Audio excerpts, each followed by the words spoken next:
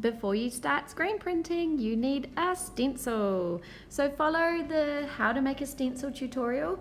Don't forget the 4 S's: smooth, slow, safe, slices.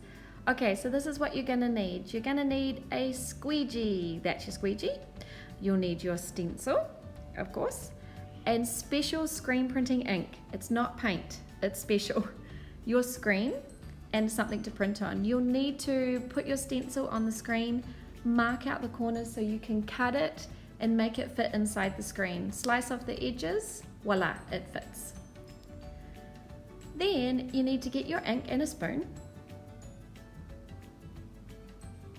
Put your paper down, put your stencil on the paper first, tape it down with a little bit of paper tape so it pulls off cleanly when you finish. Screen on top,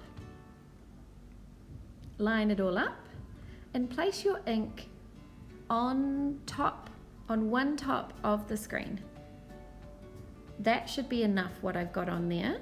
With your squeegee, hold the screen and pull towards you, pressing down relatively firmly. Go the other direction and the other direction until the screen is kind of full like this. And then you can lift it up and take a look at your lovely screen print. There you go. Now I'm about to show you the screen. There, see all the ink stuck inside the screen? You need to wash that straight away so it doesn't dry. And that is the end of screen printing.